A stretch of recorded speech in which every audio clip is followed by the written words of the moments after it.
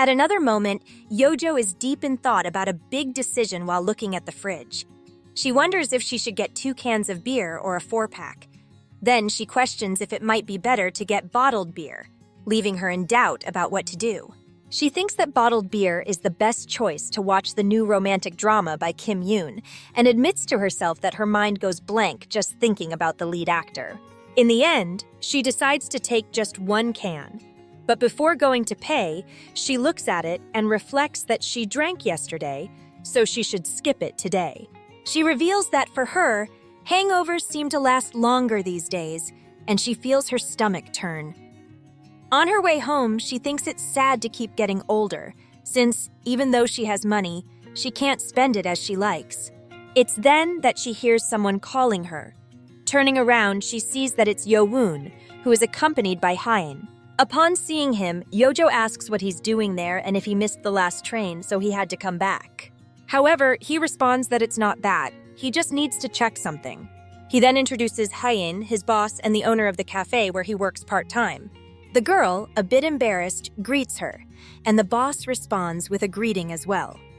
Meanwhile, Yojo wonders what's going on and why this girl is here, assuming she might be the one Yeowon likes, or, more precisely, the one he mentioned meeting on the last train.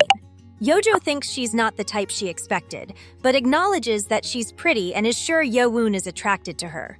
It's then that Yeowon asks his boss if they didn't have dinner the other night.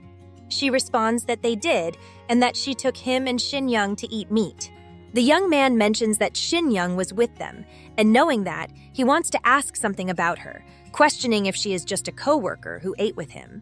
His boss, upon hearing this, wonders what kind of question that is.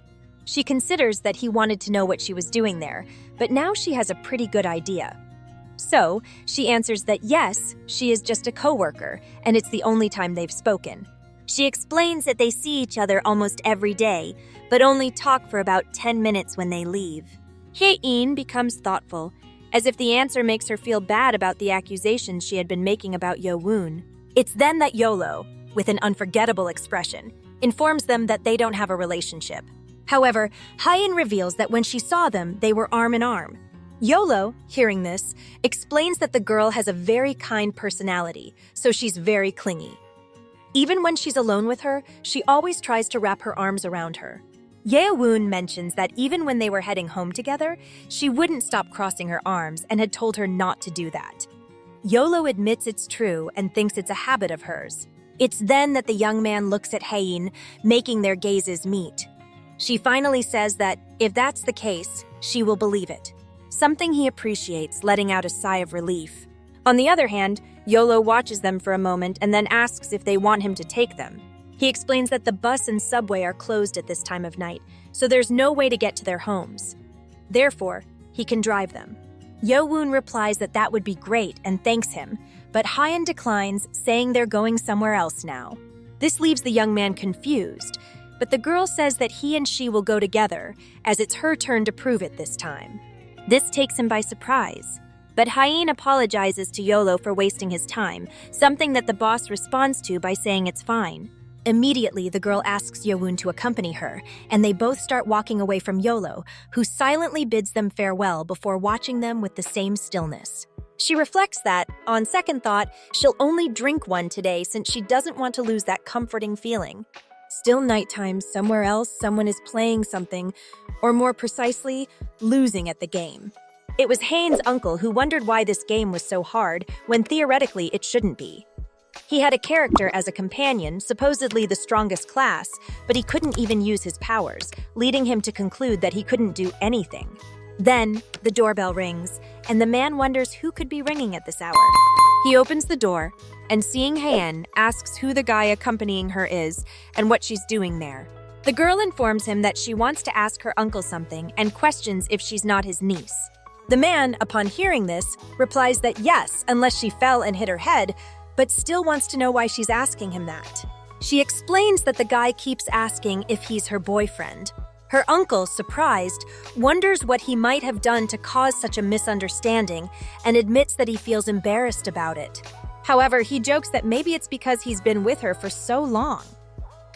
Hyein laughs and responds that it's funny and that if that's the case, he should look like an older boyfriend.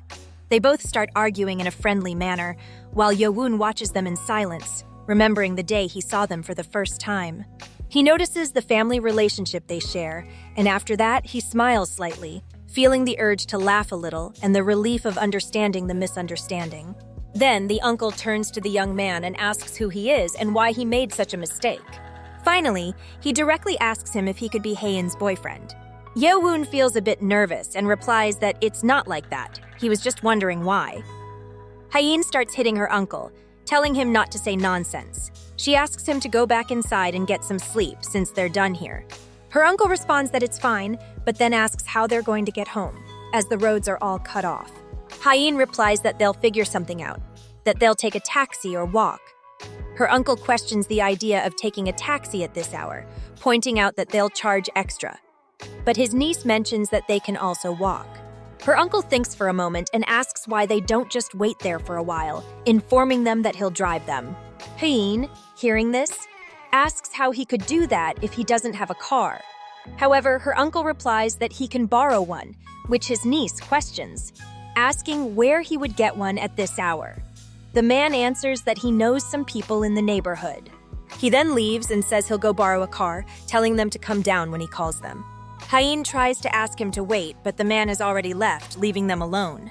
The girl apologizes for him, saying he's very stubborn. The young man replies that it's fine and that he's really grateful for her help. They leave the conversation at that and stay silent. Then, Yo-woon admits that he doesn't know what to say and that, upon thinking about it, it was all his fault.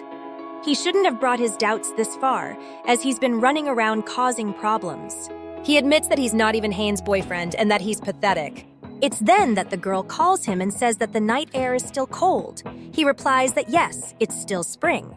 She suggests making peace and then talking about something interesting again, extending her hand to him. Haein admits that she wants to be in a warm room with him again, so they can talk about fun things. And with that, we've reached the end of this week's chapter. If you made it all the way to the end, I'd love to hear your thoughts on this chapter in the comments. Don't forget to like and subscribe so our community can keep growing and we can reach more fans like you. See you in the next video. In the meantime, if you're from the near future, I'll leave you the next chapter and a comic you're sure to enjoy. Thank you for being part of this adventure.